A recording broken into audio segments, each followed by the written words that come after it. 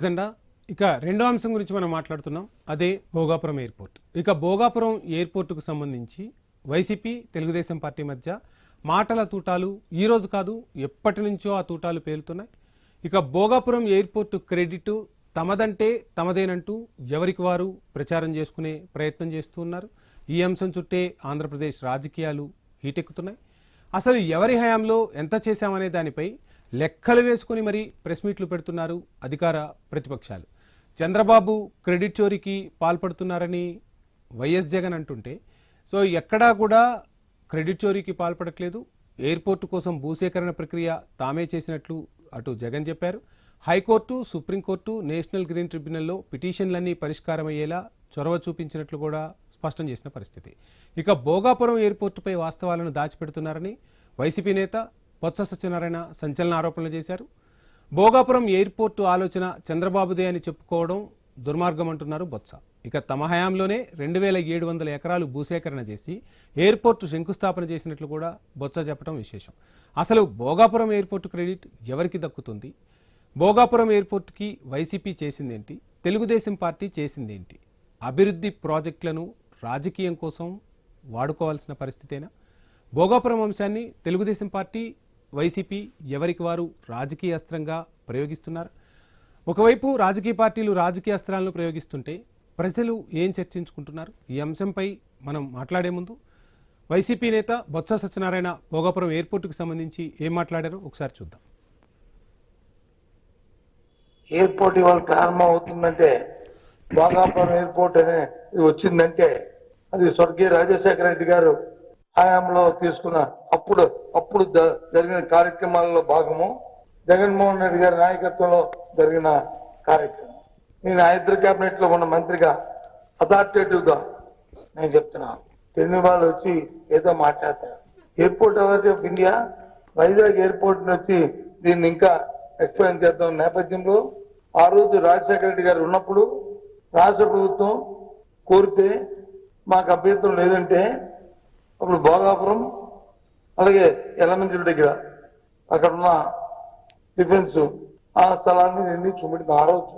అప్పటి నుంచి secretary airport of India వచ్చి దీన్ని పరిశీలిస్తూ ఫైనల్ గా 2013 ఆంధ్రంలో మన కిరణ్ కుమార్ మంత్రిగా నేను పిసిసి అధ్యక్షుడిగా ఉన్నప్పుడు మళ్ళీ పరిశీలన చేసి భోగాపురం అనువైన స్థలం అని చెప్పి ఆ రోజు నిర్ణయం చేశారు. దీనికి చంద్రబాబు నాయుడు వచ్చి అంకురార్పణ చేస్తే ఏంటి మాటలు నవ్విపోతారు. ఎయిర్పోర్ట్ ఇవాళ ప్రారంభం అవుతుందంటే, భోగాపురం ఎయిర్పోర్ట్ అనే వచ్చిందంటే అది స్వర్గీయ రాజశేఖర రెడ్డి గారు. రైట్, ఈ అంశంపైనే మనం చర్చిద్దాం. మనతో మాట్లాడేందుకు రేయి వెంకటరమణ గారు, వైసీపీ నాయకులు ఉన్నారు. వెంకటరమణ గారు నమస్కారం. నమస్తే సార్. సో అభివృద్ధి, సంక్షేమం అనేవి ఏ పార్టీకైనా ఏ ప్రభుత్వానికైనా రెండు కళ్ళు అంటారు. అందులోనూ ఆంధ్రప్రదేశ్కు సంబంధించి కొత్తగా ఏర్పడిన రాష్ట్రం, ఒక దశాబ్దం గడిచి రెండో దశాబ్దంలో అడుగు పెడుతున్న రాష్ట్రంలో అభివృద్ధి అనేది ఖచ్చితంగా కనిపిస్తోంది, కనిపించాలి కూడా. సో కానీ ఇక్కడ అధికార ప్రతిపక్ష పార్టీలు క్రెడిట్ అంశాన్ని తెరపెక్కి తెస్తూ ఉన్నారు, క్రెడిట్ గురించి మాట్లాడుకుంటూ ఉన్నారు. సో ఎందుకు అసలు ఈ క్రెడిట్ అంశం తెరపైకి వస్తుంది? సార్ నమస్తే. ముందుగా ప్యానల్ సభ్యులకు, అలాగే మీకు అందరికి, అలాగే మన ఐ న్యూస్ వీక్షకులకి అందరికీ కూడా నమస్కారాలు. మరి ముఖ్యంగా ఈరోజు ఎందుకంటే మన రాష్ట్రంలో అభివృద్ధి ఏదైతే ఉందో విభజన రాష్ట్రం తర్వాత, ఇప్పుడు మా మాజీ మినిస్టర్ గారు బొత్స సత్యనారాయణ గారు చెప్పారు, ఆయన భారీ పరిశ్రమల శాఖ మినిస్టర్ గా ఉండేటప్పుడు కూడా ఈ యొక్క భోగాపురం ఎయిర్పోర్ట్ అనేది రావడం జరిగింది అనేది చెప్పడం జరిగింది. దాంట్లో భాగంగానే మా జగన్మోహన్ రెడ్డి గారు ముఖ్యమంత్రి సమయంలో సుమారుగా 1200 కోట్లు పునరావాసానికి, అదేవిధంగా అనుమతులు గ్రీన్ ట్రిబ్యునల్ నుంచి మొత్తం అనుమతులన్నీ తీసుకొచ్చి ఒక పిక్చర్ తీసుకొచ్చాం. ఏదైతే ఉందో ఆ ఎయిర్పోర్ట్ ని సుమారుగా 80-90% వరకు మేము కట్టడం జరుగుతుంటే, వచ్చి 2 ఏళ్ళలో కనీసం ఈ రాష్ట్రంలో ఎక్కడైనా ఒక స్కూల్ కట్టారా, ఒక హాస్పిటల్ కట్టారా ఆయన చంద్రబాబు నాయుడు గారు? ఇది మేము వచ్చిన తర్వాత కట్టామని చెప్పడం అనేది చూస్తుంటే ఈ రాష్ట్ర ప్రజలందరూ నవ్వుకుంటున్నారు. కానీ అభివృద్ధి అనేది ఎవరు వచ్చినా ఎవరి తర్వాత అయినా చెప్పుకోవడానికి బాగుండాలి. మనం చెప్పే పని కూడా వెంకటరమణ గారు మీరు ప్రజలు చెప్తున్నట్టుగా హర్షించాలి. మీరు చెప్తున్నట్టుగా అభివృద్ధి అనేది ప్రభుత్వాలు మారినా అది కంటిన్యూ అవ్వాలి. కానీ ఆంధ్రప్రదేశ్కి వచ్చేసరికి ఆ అభివృద్ధి చుట్టూ రాజకీయం నడుస్తుంది. ఈ అంశం గురించి ప్రజలు మాట్లాడుకుంటున్నారు. సార్ ఇప్పుడు ప్రజలు మాట్లాడుకునేదా అభివృద్ధి ఎవరు చేస్తున్నారో గతంలో జరిగిందని చెప్పాలి కదా. వాళ్ళు అది చెప్పకుండా ఏదో మేము వచ్చి ఈ యొక్క కార్యక్రమాన్ని చేస్తున్నాం, సుమారుగా మేము వచ్చిన తర్వాతే అభివృద్ధి చేస్తున్నాం అంటే ఎవరు నమ్ముతారండి? ఉత్తరాంధ్ర ప్రాంతం వెనుకబడిన ప్రాంతం అని చెప్పి గతంలో రాజశేఖర రెడ్డి గారి నుంచి ఇప్పటి వరకు కూడా ఈ రాష్ట్రంలో విశాఖపట్నానికి ఇదే శ్రీకాకుళం విజయనగరం ప్రాంతాలు కలిపే విధంగా భోగాపురాన్ని ఎన్నుకోవడం జరిగింది. ఇందాక చెప్పారు కూడా యలమంచిలి రాంబెల్లి ప్రాంతంలో రావాల్సింది, అయితే అక్కడ నేవల్ బేస్ ఉండడం వల్ల అక్కడ దానికి అనుకూల ప్రాంతం కాదని చెప్పి భోగాపురాన్ని ఏదైతే ఉందో ఆ స్థలాన్ని అనుకూలించి ఈ రోజు వరకు దాన్ని నిరాటంకంగా ఆ రోజు గతంలో మీరు చూసారు నితిన్ గడ్కరీ గారు కానీ గ్రంథి మల్లికార్జునరావు గారు అందరూ కూడా మనం ఇది అంతా జరిగింది. ఆ రోజు అది జరిగిన తర్వాత దానికి రావాల్సింది ఏదైతే ఉందో ఇప్పటి వరకు జరుగుతున్న పరిస్థితిని అక్కడ సుమారుగా బీచ్ కారిడార్ కూడా ఆ రోజు మీ రాష్ట్ర ప్రభుత్వం మీరు ల్యాండ్ ఇవ్వండి, మేము ఏదైతే ఉందో ఈ రోడ్లు బీచ్ కారిడార్ కి మేము కావాల్సిన డబ్బులు ఇవన్నీ వేస్తామని చెప్పి చెప్పడం జరిగింది. అయినా సరే ఇప్పటి వరకు కూడా సరైన ట్రాన్స్పోర్టేషన్ లేదు. నువ్వు ఈ రోజు ఓపెన్ చేసేస్తానంటే ఎలా అవుతుంది? ట్రాన్స్పోర్టేషన్ ఉండాలి. అంటే ఇక్కడ ఉత్తరాంధ్రకు చెందిన వ్యక్తి కేంద్ర పౌర విమానయాన శాఖ మంత్రిగా ఉన్నారు. కాసేపు పార్టీలను పక్కన పెడితే రామ్మోహన్ ఎటువంటి చొరవ తీసుకోలేదంటారా రామ్మోహన్ నాయుడు ఈ ఎయిర్పోర్ట్ కు సంబంధించి? సార్ ఉత్తరాంధ్ర ప్రాంతానికి చెందిన వ్యక్తే, కానీ అది మనం చెప్పేటప్పటికి మేము వచ్చేటప్పుడు సుమారుగా 90% కంప్లీట్ అయింది. కాకపోతే ఈ రాష్ట్రంలో అభివృద్ధి ఎక్కడ కనపట్లేదు. ఈ ఏదైతే ఉందో ఈ ఎయిర్పోర్ట్ అనే ప్రాజెక్ట్ ని తీసుకొచ్చి మేము పూర్తి చేసామని చెప్పుకోవడానికి హడావిడిగా సుమారుగా 1,00,000 2 లక్షల మంది జనాలతో చేస్తున్నాం, దివసా చేస్తున్నాం, గిన్నిస్ బుక్ రికార్డ్ చేస్తున్నాం. అది కాదు మనం చేసేది. ఏదైతే ఫుల్ ఫ్లెడ్జెడ్ గా కొత్త పరిశ్రమలు ఏం తీసుకొచ్చారు, ఏది తీసుకురాగలిగారు, ఏది తీసుకొచ్చినా సరే అక్కడ వైఎస్ జగన్ మార్క్ అనేది ఉంటుంది. ఈరోజు గూగుల్ కానీ అదే అదాని సెంటర్ కానీ ఇవన్నీ కూడా జగన్మోహన్ రెడ్డి గారి హయాంలోనే జరిగాయి కదా. సో వెంకటరమణ గారు మొత్తంగా ప్రాజెక్టులు మీరు తీసుకొస్తే ప్రారంభోత్సవాలు వాళ్ళు చేస్తున్నారా, శంకుస్థాపనలు మీరు చేస్తే ప్రారంభోత్సవాలు వాళ్ళు చేస్తున్నారని చెప్పదలుచుకున్నారా? 100% సార్. అది ఎందుకైతే ఏదైతే ఉందో ప్రారంభోత్సవాలు చేసాము, పని చేసాం, సుమారుగా 80-90% చేపట్టే కదా ఈ రోజు వాళ్ళు ప్రారంభోత్సవాలు చేసుకోవడానికి అవకాశం దొరికింది. లేకపోతే ఈ రెండేళ్ళలో ఏం జరిగింది చెప్పండి? పోనీ ఎక్కడైనా అభివృద్ధి అనేది ఎక్కడ జరిగింది? మేము ఏదైతే ఉన్నాయో మేము చేపట్టిన ప్రాజెక్టులు ఇది ప్రారంభోత్సవాలు చేసుకొని ఈ రోజు వాళ్ళు పండగలు చేసుకుంటున్నారు. పోనీ ఆ పండగ మామూలుగా చేసుకోవచ్చు, ఏదైతే ఉందో కంప్లీట్ చేసాం మేము ఏదో ప్రారంభోత్సవం జరుగుతుందని. అది కాకుండా వెంకటరమణ గారు ఒకసారి మీ ఫ్రేమ్ సెట్ చేసుకోండి. సార్ ఫ్రేమ్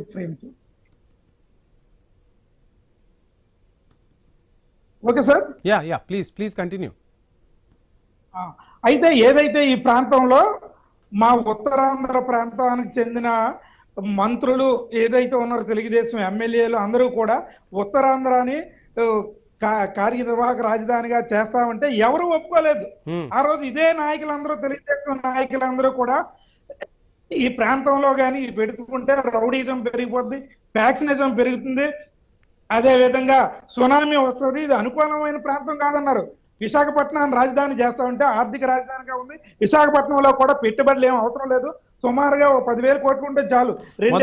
మొదటి నుంచి కూడా చంద్రబాబు నాయుడు చాలా సందర్భాల్లో చెప్తారు కదా, విశాఖపట్నం అంటే నాకు చాలా ఇష్టం, హుదూద్ వచ్చినప్పుడు కూడా నేను ఇక్కడే ఉండి పరిస్థితి చక్కబెట్టి వెళ్ళాను అని చాలా సందర్భాల్లో విశాఖపట్నం వాస్తవం కాదంటారు? అది వాస్తవం కాదు సార్. అది ఆయనకంటే విజయవాడ తప్ప కమ్మనైన రాజధాని ఏర్పాటు చేసుకోవాలని వాళ్ళ దృక్పథం.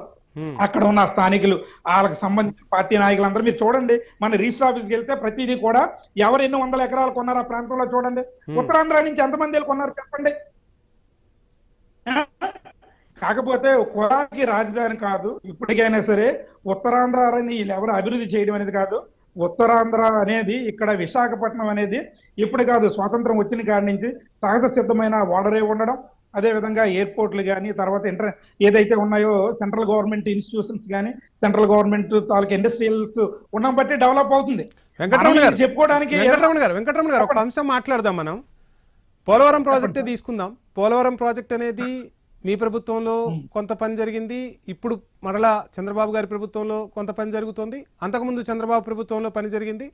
వైఎస్ రాజశేఖర రెడ్డి దగ్గర నుంచి తీసుకుంటే చాలా మంది ముఖ్యమంత్రుల హయాముల్లో కొంత పని జరుపుకుంటూ వస్తుంది. సో అన్ని ప్రభుత్వాలు, అందరు నాయకులు సమన్వయంతోనే కదా ఏ ప్రాజెక్ట్ అయినా పూర్తయ్యేది. కానీ భోగాపురానికి వచ్చేసరికల్లా ఎందుకు ఇది మాదంటే మాది అని ఇరు పార్టీలు ఈ అంశం చుట్టే రాజకీయాన్ని నడుపుతున్నాయి?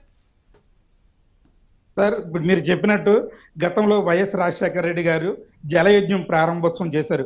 ఈ పోలవరం ప్రాజెక్టు అనుమతులు మామూలు విషయం సార్. అది అనుమతులు తీసుకొచ్చి ప్రాజెక్ట్ ని తీసుకొచ్చి జగన్మోహన్ రెడ్డి గారు వచ్చిన తర్వాత సెంట్రల్ గవర్నమెంట్ మీరే తయారు చేయండి అన్నారు. కానీ అదే ప్రధానమంత్రి గారు ఇప్పుడు వస్తున్నారు, వాళ్ళకి ఏటీఎం అని చెప్పడం జరిగింది. గతంలో పోలవరం అనే ప్రాజెక్ట్ ఏటీఎం అని చెప్పడం జరిగింది. అదే ఈ రోజు ప్రధానమంత్రిని తీసుకొచ్చి రేపు అక్కడ ఏం మాట్లాడిస్తారో చూస్తారు. అదే విధంగా ఈ రోజుకి కూడా భోగాపురం అనేది 100% ఇక్కడ రాష్ట్రంలో మీరు ఏదైనా మేము చెప్పడం కాదు, మీరు గూగుల్లో సెర్చ్ చేయండి ఈ పని ఎప్పుడు స్టార్ట్ అయింది, ఎప్పుడు. వెంకటరమణ గారు మాట్లాడదాం, షార్ట్ బ్రేక్ తీసుకుందాం, స్టే ట్యూన్.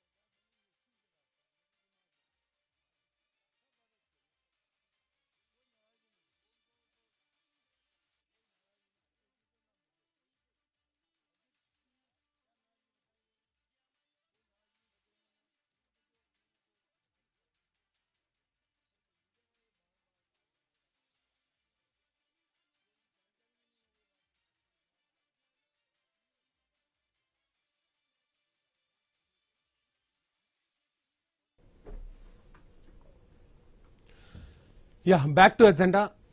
వెంకటరమణ గారు, అంటే ఆంధ్రప్రదేశ్ లాంటి రాష్ట్రానికి చాలా నిధులు రావాల్సి ఉంటుంది.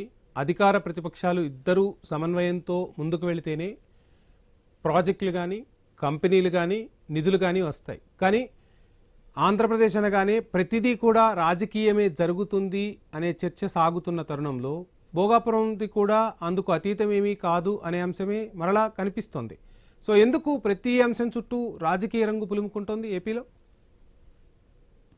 సార్, ఈరోజు ఈ రాష్ట్రంలో చంద్రబాబు నాయుడు గారు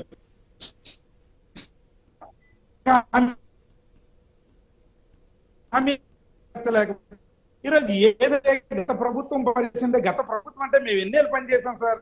సుమారుగా 5 ఏళ్ళు మేము ఎన్నుకుంటే 2 ఏళ్ళు కరోనా పోతే 5 ఏళ్ళలో అభివృద్ధిని చూపించాం. ఈయన 40 ఏళ్ళు వచ్చిన తర్వాత అభివృద్ధి అనేది ఆయనకంటే ఒకటి ఉందా? ఈ రోజు వరకు మీరు చూడండి, పోర్టులు చూడండి, 4 పోర్టులు కట్టాం. ఇప్పుడు వాళ్ళు కూడా అదే అంటున్నారు, 2 ఏళ్ళు కరోనా వచ్చింది మాకు ఏ పని చేయడానికి కుదరలేదు అని చెప్పుకుంటున్న వైసీపీ మరి 2.5 ఏళ్లలోనే భోగాపురం ఎయిర్పోర్ట్ మొత్తాన్ని పూర్తి చేసిందా అనేది వాళ్ళ నుంచి కూడా వినిపిస్తున్న ప్రశ్న. సార్ 2.5 ఏళ్ళు చేశాం కదా, ఇప్పుడు మీరు చేయడానికి ఏదో చెప్పడానికి అనేది కాదు. వర్కర్స్ అడిగినా చెప్తారు. ఎవరైతే ఉన్నారో జిఎంఆర్ మన గ్రంథి మల్లికార్జున కూడా మనం మాట్లాడడం జరిగింది. ఏదైతే మొన్న ఏదో ఇన్వెస్టిగేషన్ చేసి ఏం జరుగుతుంది అని చెప్పి చేసేటప్పటికి ఆయన చెప్పారు స్వయంగా, మేము చెప్పడం కాదు. అలాంటప్పుడు పరిస్థితి ఏంటంటే ఓర్వలేక ఏదైతే విశాఖపట్నం భోగాపురం ఎయిర్పోర్ట్ ఏదైతే ఉందో ఆ ఎయిర్పోర్ట్ ని ఒక స్థితికి తీసుకొచ్చిన తర్వాత ఈ రోజు ఆయన ఏం చేస్తున్నారు, దాన్ని వాడుకోవాలని చూస్తున్నారు. మేము అభివృద్ధి చేశామని చెప్తే ఉత్తరాంధ్ర ప్రజలు గతంలో ఒకసారి మోసపోతారు, ప్రతిసారి మోసపోవడానికి సిద్ధంగా లేరు. మా ప్రజల యొక్క మనోభావాలు ఏంటో మా ఉత్తరాంధ్ర ప్రజలు సైలెంట్ గా చూస్తారు.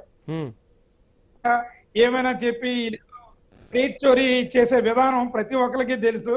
వీళ్ళు ఉత్తరాంధ్రాన్ని అభివృద్ధి పరచడానికి ఎట్టి పరిస్థితులకి అది ఆల్రెడీ స్టార్ట్ అయిన ప్రాజెక్ట్ కాబట్టి అదే లేకపోయి ఉంటే వెంకటరమణ గారు రాజశేఖర రెడ్డి గారి పాదయాత్రకు సంబంధించి కావచ్చు, జగన్ ఓదార్పు యాత్రకు సంబంధించి కావచ్చు, మొదటి నుంచి కూడా ఉత్తరాంధ్ర అటు వైసీపీకి ఇటు తెలుగుదేశం పార్టీకి కూడా ఒక రకంగా మంచి పట్టున్న ప్రాంతమే. రెండు రాజకీయ పార్టీలకు అక్కడి ప్రజలు అవకాశం ఇస్తూ వచ్చారు. ఆ ప్రాంతంలో ఈ ఎయిర్పోర్ట్ ఒక్క సమస్య లేదు, చాలా సమస్యలు ఉన్నాయి. సో చాలా వెనకబడిన ప్రాంతం. ఆ ప్రాంతానికి ఇంకా నిధులు తీసుకురావాలన్న తాపత్రయం ఇరు పార్టీల్లోనూ ఉండాలి, ఇరు పార్టీల నేతల్లోనూ ఉండాలి. ఎందుకు నేను ఈ అంశం మాట్లాడుతున్నానంటే, అటు వైఎస్ఆర్సీపీ నుంచి గెలిచిన ఎంపీలు కావచ్చు, ఇటు కూటమి నుంచి ఉన్న ఎంపీలు కావచ్చు, అందరూ కూడా భారతీయ జనతా పార్టీకే మద్దతు ఇస్తున్నారు. అక్కడ కాంగ్రెస్ పక్షాన, ఇండియా కూటమి పక్షాన ఎవరూ లేరు. సో ఎందుకోసం అందరూ కలిసికట్టుగా నిధులు సమీకరణ చేయలేకపోతున్నారు? సో అసలు ఆలోచన ఎందుకు చేయలేకపోతున్నారు? సార్, ఇప్పటికీ కూడా మీరు గతంలో చూసారు, ఏదైతే ఉందో ఉద్దానం ప్రాంతంలో కిడ్నీ రోగుల పరిస్థితి మీరు చూసారు. అది ఎంత మంచి ప్రాజెక్ట్. ఉద్దానం ప్రాజెక్టు సుమారుగా 650 కోట్లు పెట్టి ఒక గొట్టా బ్యారేజ్ దగ్గర ఒక ప్రాజెక్ట్ ని కట్టి ఆ ప్రాంతంలో ఉన్న కిడ్నీ రోగులకి కిడ్నీ రీసెర్చ్ సెంటర్ అనేది పెట్టాం. ఈ 40 ఏళ్ళలో కనీసం ఆ ప్రాజెక్టు అది అక్కడ ఉన్న ప్రజలకి చేద్దామని చెప్పి ప్రభుత్వానికి లేదు. ఇప్పుడు మనం తయారు చేసి వచ్చిన తర్వాత ఉత్తరాంధ్ర ప్రాంతం మీద ప్రేమలు వలకపోతే అక్కడ ఉన్న ప్రజలకు తెలియదు అంటారా? ఏం చేశారు ఉత్తరాంధ్రాన్ని? ఎప్పుడు కూడా వెంకటరమణ గారు సమయం ఇస్తాను. ఒక్కసారి మనకు సుధాకర్ రెడ్డి గారు ఉన్నారు తెలుగుదేశం పార్టీ నుంచి మాట్లాడేందుకు. సుధాకర్ గారు నమస్కారం. నమస్తే అండి. నమస్తే. సో భోగాపురం ఎయిర్పోర్ట్ మేము నిర్మిస్తే క్రెడిట్ మాత్రం, ఆ క్రెడిట్ చోరీ మాత్రం తెలుగుదేశం పార్టీ చేస్తుంది అనేది వైసీపీ ప్రధాన ఆరోపణ. ఏం చెప్తారు సార్? ఇప్పుడు అభివృద్ధి జరిగిందా లేదా అనేది చూడాలి. ప్రభుత్వాలు ఉన్నప్పుడు ఎవరో ఒకరు శంకుస్థాపన చేస్తాం, ఒకరు నిధులు చేస్తారు, ఒకరు కంప్లీట్ చేస్తారు, అది వేరు. అభివృద్ధి ఆగకుండా నిర్వహించి ఆ ప్రాంతాన్ని అభివృద్ధి చేయడం గొప్ప విషయం అండి. అంటే మనం ఇది చెట్టు ముందా విత్తు ముందా అని మాట్లాడుకుంటుంటే ఫలితం అనుభవిస్తున్నాం కదా. ఫలం వచ్చింది. ఇప్పుడు చెట్టు ఎవరు వేశారు, విత్తు ఎవరు వేశారు, వానగ పండిందా, నీళ్లు పోసారా, ఎవరు, ఇవి కాకుండా ఈరోజు మన భారతదేశంలో ఉండని మన రాష్ట్రంలో అత్యంత ప్రధానమైన ఒక అంతర్జాతీయ విమానాశ్రయము ప్రారంభోత్సవం జరుగుతుంది. దాన్ని అందరూ స్వాగతించాలండి. ఎవరైనా, నేను ఇక్కడ తెలుగుదేశం అని చెప్పడంలో, ఎవరమైనా అభివృద్ధి ఫలాలను అందుకోకుండా వాటిని సంతోషించకుండా వాటికి లేనిపోని ఆరాలు తీయడం వల్ల పెద్ద ప్రయోజనం ఏముంది? ఇప్పుడు ఇవన్నీ అన్ని కూడా అది ఎప్పుడు శంకుస్థాపన చేశారు, ఎవరు చేశారు, అన్ని గూగుల్లో కొడితే కూడా వస్తాయి. జగన్మోహన్ రెడ్డి గారు చేశారా, చంద్రబాబు నాయుడు గారు చేశారా, ఇంకొకరు చేశారని. నేను అనేది అంటే ప్రభుత్వాలు ఏది శాశ్వతంగా ఉండండి. ఒక 5 ఏళ్ళు 10 ఏళ్ళు లేదా ఆ తర్వాత మారుతూనే ఉంటాయి. వ్యవస్థల ప్రధానం. ఈ ప్రభుత్వంలో ముఖ్యమంత్రులు మారుతారు, ప్రభుత్వం ఉంటారు. ఆ ప్రభుత్వంలో జరిగే కార్యక్రమాలని మనం ఎలా ఉంటదంటే, ఇప్పుడు చూడండి, కాంగ్రెస్ పార్టీ వాళ్ళు అన్ని ప్రాజెక్టు కట్టారండి ఆ రోజుల్లో. ఇప్పుడు కాంగ్రెస్ పార్టీ ఉందా ఇక్కడ? లేదు కదండి. నాగార్జున సాగర్ తెలుగుదేశం కట్టారా, లేకపోతే జగన్మోహన్ రెడ్డి కట్టారా, కమ్యూనిస్టులు కట్టారా, ఎవరు కట్టారు? కాంగ్రెస్ వాళ్ళు. శ్రీశైలం ఎవరు కట్టారు? అంటే ఆ రోజుల్లో. లేకపోతే రాజమండ్రి బ్యారేజ్ ఎవరు కట్టారు? కాటం ద్వారా. అవును, ఉన్నారా? ఇప్పటికి ఆయనకు పూజలు చేస్తాంగా. అదే పూజలు చేస్తున్నాం. కాబట్టి అభివృద్ధి జరిగినప్పుడు ఆ అభివృద్ధి ఫలాలని అనుభవిద్దాము. అది ఎలా జరిగింది, ఎంత ఉపయోగం ఉన్నదనే చర్చలు బాగుంటాయి తప్ప, నా ఉద్దేశం, నేను ఇక్కడ తెలుగుదేశం అని కాకుండా మామూలుగా చెప్తున్నానండి. ఒక విశ్లేషకుడుగాను సీనియర్ జర్నలిస్ట్ గా చెప్తే ఎలా చెప్తున్నాను. ఇప్పుడు చంద్రబాబు నాయుడు గారు తీసుకొచ్చారు, రేపు నరేంద్ర మోడీ గారు వస్తున్నారు. చాలా మంది విమర్శలు, దీనికి ఆ నృత్యాలు అవసరమా, డాన్సులు అవసరమా, ఖర్చులు ఎంత అనేది. చిన్న ఒక పెళ్లి చేసుకుంటేనే లక్షలు ఖర్చు పెడుతున్నామండి. పెళ్లికి అప్పు చప్పు చేసి బంగారం ఇవన్నీ, పెళ్లికి ఖర్చు అవసరమా? మీరు 10 మందికి భోజనం పెట్టాలంటే ఇంత పెద్ద విమానాశ్రయము, జాతీయ విమానాశ్రయము జాతికి అంకితం చేసేటప్పుడు ఒక ప్రధానమంత్రి రావడం, ఆయనకి స్వాగతం పలకడం, ఒక పండగ చేసుకోవడం అనేది సంతోషానికి చిహ్నం తప్ప విమర్శలు చేయాల్సిన అవసరం లేదనేది నా అభిప్రాయం అండి. సో ఇంకా రానున్న రోజుల్లో కూడా ఈ ప్రాజెక్టులను చూసి మరిన్ని ప్రాజెక్టులు వచ్చే విధంగా ప్రభుత్వం అడుగులు వేయబోతుందా ప్రతిపక్షంతో కలిసి? సరే ఇప్పుడు ఏ ప్రభుత్వమైనా అంటే జగన్మోహన్ రెడ్డి గారైనా ఆయన చేసే పనులు ఆయన చేశారు. యా ఇప్పుడు చంద్రబాబు నాయుడు గారైనా ఆయన చేసే పనులు చేస్తుంటారు. మనం ఎన్ని పనులు చేస్తున్నా రాజకీయాలు ఓట్లు right sir, right sir, right. Yeah, thank you Sudhakar గారు, థ్యాంక్ యూ వెంకటరమణ గారు. కాసేపట్లో నర్సంపేట మాజీ ఎమ్మెల్యే పెద్ది సుదర్శన్ రెడ్డి అంత్యక్రియలు జరగనున్నాయి. నల్లబిల్లిలో అంతిమ సంస్కారాలు చేయడానికి ఏర్పాట్లు చేశారు. అంతిమయాత్రలో తమ అభిమాన నాయకుడికి బీఆర్